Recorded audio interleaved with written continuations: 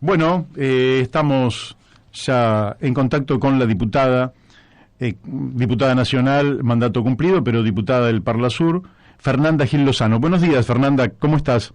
¿Qué tal? ¿Cómo estás? Bien, por suerte muy bien. Bárbaro, bueno, me alegro muchísimo. Fernanda, vos la vez pasada enviaste un pequeño, no sé, reportaje sería, callejero prácticamente, que provenía de Uruguay, donde una mujer que se ve que sabía mucho del tema. Gurises, de los gurises. De los gurises. Y entonces hablaba de la explotación sexual de menores casi como un problema de nuestra cultura, y eso me pegó fuerte porque me llamó la atención la magnitud del tema. ¿Y por qué no nos explicás un poquito de qué se trataría de que el problema de la explotación de menores o el abuso a los menores, que no sería exactamente igual, pero lógicamente causarían un daño extraordinario sobre los chicos, te está inserto en la cultura?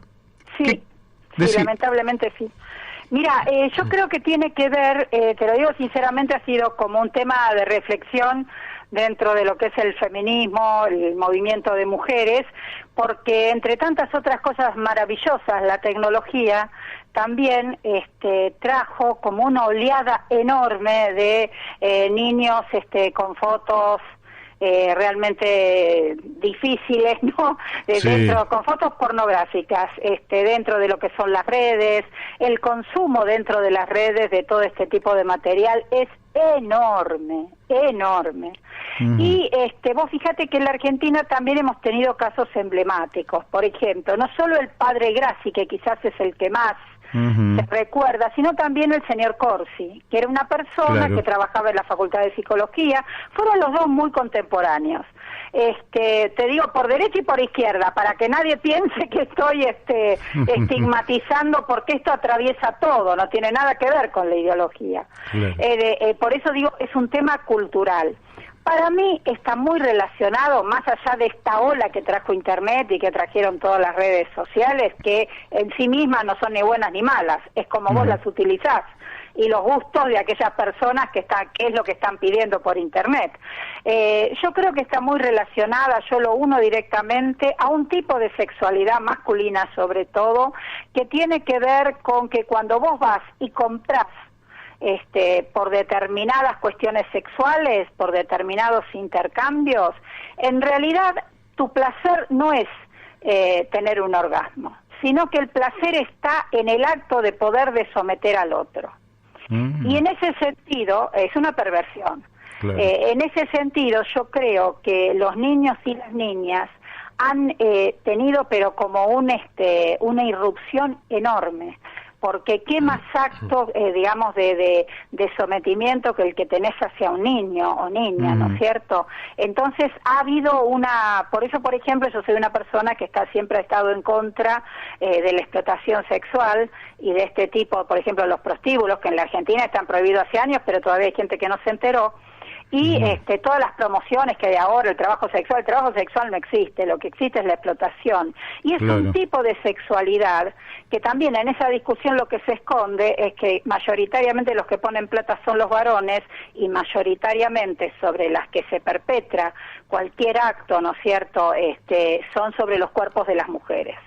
Entonces, yo creo que acá hay una escuela, para mí la explotación sexual, todo lo que tenga que ver con la situación de prostitución, ha sido una escuela de aprendizaje de la desigualdad, en donde si vos tenés ganas y si tenés plata, tenés derecho de hacer lo que se te dé la gana. Y eso es terrible. Es terrible. Yo creo que alquilar agujeros, después tenés agravantes en esto, lógicamente en menores, ¿no es cierto? Yo todo lo que dije antes tiene que ver un pensamiento propio, hablando de gente mayor de 18 años, pero todo cómo ha proliferado dentro de lo que son los gustos, en Internet sobre todo, pedir, ¿no es cierto?, fotos, y eso que acá ahora, por suerte, hay como mucho control, porque vos imaginate, por ejemplo, a Grassi en España ya hace 20 años lo tenían detectado.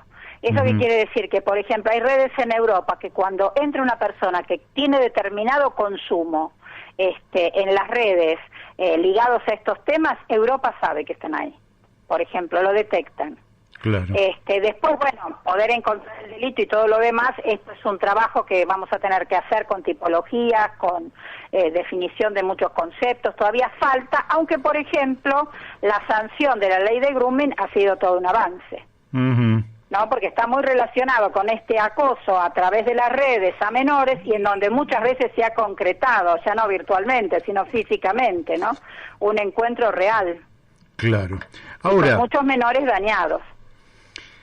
Ahora, esto lógicamente que si tiene una preeminencia de naturaleza cultural, atravesaría a todas las clases sociales. A todas. A todas. Al mismo tiempo, nosotros tenemos situaciones agravadas, por ejemplo, el problema de la vivienda, la carencia de vivienda y la promiscuidad, lógicamente supongo yo que agravarán notablemente la situación. Mira, eso agrava mucho todo lo que tiene que ver, por ejemplo, cuando vos ves y hablas con personas que, bueno, lamentablemente no pueden tener una habitación para los padres, otra habitación para los hijos, sino que esto que vos contás, ¿no? Esta promiscuidad, vos lo que te das cuenta que lo que aumenta es el abuso intrafamiliar. Y ni te cuento las violaciones. Entonces, yo creo que ahí es donde el Estado tiene que estar más presente. Es importante que en determinado momento los niños puedan tener un espacio propio, pero eso no es un lujo, nosotros no lo tenemos que ver como lujo. No, y hay claro. que educar nuevamente, porque si no, si vos de chico ves todo este tipo de situaciones y las sentís como que es parte de la demostración del afecto de un adulto, es ahí donde muchas veces después se suscitan los problemas. Vos vas a tender a identificarte o con, digamos, contra el victimario o vas a quedar como víctima. Claro. Entonces, estas son cosas que hay que comenzar a trabajar fuertemente y el primer paso, como digo yo, es poder plantear cuál es el problema. Por eso a mí me resultó tan importante, por ejemplo, el trabajo que hace Uruguay en estos momentos, siempre el movimiento de mujeres, porque las autoridades son lentejas allá. Pero el movimiento de mujeres, la verdad que va a la palestra con todos estos temas. Y acá en Argentina, gracias que está la ley de grooming, pero hay temas de los cuales no se quiere hablar. Este es uno. Ahora, pasemos a la prostitución. La prostitución, que lógicamente hay un dicho que yo lógicamente no comparto en absoluto, que dice que es el oficio más antiguo de la humanidad, y que entonces daría como que eso es irremediable, digamos, siempre será igual. Ahora, la prostitución también se ejerce a veces por carencias materiales extremas, pero a veces también en otros estamentos sociales de una manera infinitamente más sofisticada, quizás menos visible, menos callejera, pero también existe. ¿Cómo se puede abordar esa problemática tan difícil? Me encantó lo que me estás preguntando, porque mira, yo voy a corregirte, ojo, esto es porque para mí también es una cuestión didáctica, no porque me gusta estar corrigiendo a nadie, dale, ni porque me queda perfecta, a mí también hay muchas cosas para corregirme. Vos decís, la prostitución se ejerce, y yo te hago una repregunta, ¿quién la ejerce? A ver, cuando la persona que está en situación de prostitución mayoritariamente están en la calle, después lo que vos me decís de una prostitución teóricamente VIP o ciertas personas de sectores medios que, como dicen ellas, para pagarse una carrera universitaria, que yo no creo, pero vamos a ponerle... La Argentina no persigue eso, En la Argentina eso no estaría planteado como un delito, por ejemplo. Claro. En la Argentina el delito está planteado cuando mayores de 18 años, pactan un intercambio y hay alguien que no es ninguno de ellos dos que se queda con la plata, porque considera que eso es explotación sexual. Ahí es donde el Estado interviene y no, teóricamente no lo debería hacer persiguiendo a la mujer en situación de prostitución, sino aquel que le está explotando, que es el que se queda con la plata. Claro, que no es ni el que está pagando ni la persona que tiene que alquilar algún agujero porque no tiene plata, sino que es otro. Por eso, por ejemplo, todas estas asociaciones que hablan del trabajo sexual, primero que es una mentira, y segundo, porque el trabajo sexual no existe, y segundo, que vos en la Argentina, si te quedás con parte de ese dinero, eso es un delito, te llames sindicato, te llames fiolo, como decía nuestro argot del tango, o lo que quieras. Pero yo quiero ir al acto de que la prostitución se ejerce, te dicen. Yo digo, ¿quién la ejerce? Esa persona que está en la calle, que para mantenerse ella o su familia o los vicios que también le acarrea este círculo vicioso que es estar en la calle con frío, con calor, con dolor de cabeza y sin embargo tenés que estar, o aquel que paga. ¿Quién es el que ejerce la prostitución? No, porque es la pregunta de Sor Juana Inés de la Cruz. Sí, sí, claro. ¿De dónde está el peor pecado? ¿El que peca por la paga o el que paga por pecar? Sí. A mí cuando me dicen, ejerce la prostitución, yo digo, ¿quién? Porque esa persona que está en la calle, que no tiene realmente para poder mantenerse y está alquilando agujeros de su cuerpo, es una situación de vulnerabilidad en donde a mí no me cabe que esté eligiendo algo. Sí, sí, yo creo que está optando sobrevivencia, que ese es otro tema. Claro. Ese es otro tema. Tiene que sobrevivir y bueno, no tenés un Estado que no viene con un plan integral y aparte mayoritariamente que son mujeres las que están en esa condición, yo a veces digo, ojo, ellas para estar ahí en la calle donde vos tenés que tener más de un cliente por noche, ojo, que las huellas y la salud de tu cuerpo se destrozan. Sí, claramente. Ahora bien, el Estado, que vos decís no llega con un plan integral, pero yo creo que es un poquito peor todavía, porque el Estado se manifiesta en estos lugares a través de un organismo muy claro que es la policía, y en general la policía... Es de terror. Efectivamente. Y porque para la policía siempre fue la caja fresca que tiene. Y esto es lo que hay que... Porque por todo esto también, a veces cuando hablamos de proxenetismo, yo digo también, a veces el Estado es el peor proxeneta. Porque cuando vos permitís que la policía les quite plata para estar paradas en una esquina y no llevarlas presas, la verdad que está haciendo de proxeneta, y eso es un delito en la Argentina. Claro. Pero como tenemos, ¿sabes qué? Por ejemplo, la gente no llega a entender que la explotación sexual es un delito. Hay una cosa cultural nuestra, que también esto va en detrimento de lo que está pasando con los menores, ¿sí? En donde vos decís, bueno, si no tiene plata por ahí, que haga la calle, ¿te parece que hacer la calle es nada? Y no es así. Yo le propongo siempre a cada una de las personas que piensa eso, que algún día se vista de manera sofisticada y que vaya a una esquina y se para. A ver cuánto tiempo dura, sin que venga alguien, le dé un par de sopapos y la ubique. Diciéndole, acá, viste, vos estás acá en esta esquina y haces tal cosa y un porcentaje es para determinada persona. Sí, claro. Esta es la situación de la Argentina y es la situación de Buenos Aires. No hay prostitución independiente. Claro. Eso es un mito. Bueno, y esta es una lucha antiquísima porque la ley de Alfredo Palacios es de 1913. Bueno, desde esa época, vos fíjate que están prohibidos los prostíbulos. Es ahí donde el Estado argentino da sus primeros pasos para salir de la reglamentación y encolumnarse a lo que se llama el abolicionismo. El abolicionismo es de la que no se quiere que haya mujeres que estén en situación de prostitución. Después, en tu vida privada, puertas cerradas, lo que hace una persona mayor de 18 años, el Estado no promueve este intercambio, pero tampoco lo sanciona. Si no hay un tercero que se queda con la plata. Claramente. ¿Vos cómo creés que podría influir, si es que pudiera influir, la idea de un ingreso, la idea de un ingreso básico universal o de un salario universal? Nosotras, mira, vos sabés que increíble, ni que tuviésemos, hace mucho que no hablamos, que tuviéramos transmisión de pensamiento. Vos sabés que yo, una de las organizaciones en la que trabajo, que se llama Convocatoria Abolicionista Federal, una de nuestras, en estos momentos, tarea para el hogar, para el verano, para todas, va a ser pensar una renta universal. Nosotros pensamos que ese piso garantizaría un círculo virtuoso a partir del cual entonces sí, vos la podés capacitar, bueno, que fue un poco lo que hizo Suecia, Suecia, después del 89, cuando vino una inmigración rusa importantísimo de la ex Unión Soviética y sobre todo mujeres que se prostituían, se tomó 10 años. Ajá. Pero finalmente las sacó de la calle, les enseñó el idioma sueco, les dio documentación y también las capacitó. Se tomó ese trabajo y después, bueno, por supuesto, con un subsidio que era, digamos, opcional. Cuando vos considerabas que no lo necesitabas, lo podías dejar. Claro. Hay países donde pasan estas cosas. Sí, claro. Estamos un poquito lejos todavía. Pero mira, no es imposible. No, por eso claro. digo, si se pudo hacer una asignación por hijo, si se puede hacer una asignación por embarazo, también yo creo que es un desafío, y alguien me va a decir con los problemas que tenemos en la economía, es cierto, pero quizás pensar una renta universal en serio.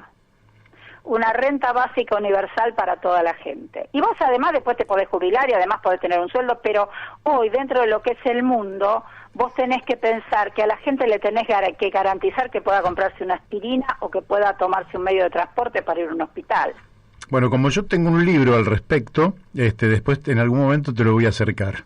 Te lo agradecería tanto, porque es una de las tareas que tenemos. Un libro que además de rescatar, digamos, el concepto general, porque eso es universal, tiene una propuesta concreta, una ingeniería financiera para que la Argentina pueda ejecutarlo y que presupuestariamente sea perfectamente defendible. Hay países que lo hacen, Sí, hay claro. países que tienen esta. Pero Argentina podría. Hay experiencia que. Argentina podría implementarlo si hubiera voluntad política. Sí. Lógicamente que se habló al principio de este gobierno, también se habló al principio del gobierno de Mauricio Macri, Claro. que él habló, tomó la idea de la pobreza cero y, bueno, el libro justamente plantea ese tema.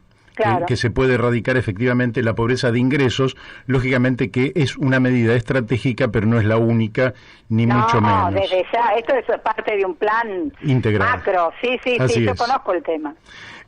Bueno, ¿y qué organizaciones gubernamentales existen en estos momentos trabajando estos temas que tienen que ver con lo que vos has manifestado, lo que hemos venido charlando hasta aquí, que tiene que ver con la pornografía infantil, con el abuso sexual, con la explotación de menores, con la prostitución? ¿Cuáles son las organizaciones de la sociedad que están trabajando en esta materia y que lógicamente no involucra a sectores perversos como los que vos mencionabas al principio, como Grassi y toda esa gente, ¿no? Mira, la verdad que la sociedad civil hay que reconocerle que salió a la palestra para todo lo que es la atención de víctimas. De trata, de prostitución, los chicos que quedan solos. La verdad que ahí la sociedad civil hay que sacarle el sombrero. Desde lo gubernamental, la verdad que lo que hay es el Comité de Lucha contra la Trata, que en estos momentos la coordinación la tiene Gustavo Vera, que están trabajando muchísimo, incluso en todo lo que es la compra-venta de bebés, porque también Internet se utiliza de esta manera. Está también el Ministerio de las Mujeres, que vos fijate que dentro de los planes de violencia empezó a trabajar también mirando la prostitución como una forma de violencia, ¿no es cierto? Claro, sí, y tratando de llegar a aquellos hogares en donde muchas mujeres se ven impulsadas a esta acción y sin embargo costó que lo pongan, pero finalmente lo pusieron porque es una de las tantas formas de violencia. Y después hay, dentro de lo que son estructuras, esto digamos en el orden nacional, yo sé que Desarrollo Social también tiene programas que están trabajando en este sentido, y dentro de lo que es en cada provincia y en cada municipio, ahí depende mucho quién esté a cargo de las secretarías de género, etcétera, etcétera. Pero hay como una idea extendida de que están comenzando los primeros pasos. Bien. Pero, viste, a veces para que no se olviden hay que recordárselo. Por las dudas, sí. Por si acaso. Te hago la última por el día de hoy y tiene que ver, muy breve, porque nos habíamos comprometido a un tiempo y lo quiero respetar a rajatabla. Me quedan un montón de preguntas, pero va esta. Este año el sistema educativo virtualmente por motivo de la pandemia no funcionó, es decir, que los chicos no fueron a clase, etcétera, etcétera. Vos, desde tu conocimiento, ¿sentís que esto cómo impactó sobre los menores, básicamente, dado que estuvieron más tiempo en su casa, no tuvieron la participación y el acceso a maestros, a profesores, etcétera? ¿Cómo sentís que ha impactado? Y pésimo, es igual que con las mujeres. Así como suben los femicidios, también aumenta mucho la violencia hacia los chicos. Porque vos pensás que la verdad que la escuela, más allá de la función educativa, que yo creo que la tenemos que recuperar y fortalecer, también el colegio ha sido la institución que más detecta estos casos de abuso en los chicos. Y que los chicos hayan permanecido tanto tiempo en sus hogares, donde sabemos que en muchos casos no la pasan bien, la verdad que fue un deterioro enorme. Sí, así. Todavía no nos estamos enterando, nos vamos a comenzar a enterar. Sí, efectivamente. Bueno, esperemos que ceda la pandemia, que aparezca la vacuna y que los chicos vuelvan a clase. Por favor, totalmente. Bueno, Fernanda, te mandamos un beso desde aquí y muchísimas gracias. No, por favor, muchas gracias a ustedes. Hasta siempre. Hasta siempre. Bueno, hemos hablado con la diputada Fernanda Gil Lozano, creo que ustedes la han escuchado, de sumo interés este tema, y una mirada que tiene que ver con realmente con lo que debe ser. Digamos que en la vida el deber ser existe y las cosas a veces se naturalizan cuando están mal, ¿verdad? Y que realmente nosotros veamos, acá a pocas cuadras de la radio se podría llegar a ver cómo se ofrece contra una paga un cuerpo de mujer, generalmente, también pueden ser otros cuerpos, pero realmente cuando se hace eso por necesidad, realmente estamos viviendo un acto de injusticia tremenda, de violencia, pero que se naturaliza a tal modo que se convive con ello y nos gana la indiferencia, y realmente creo que es un llamado de atención.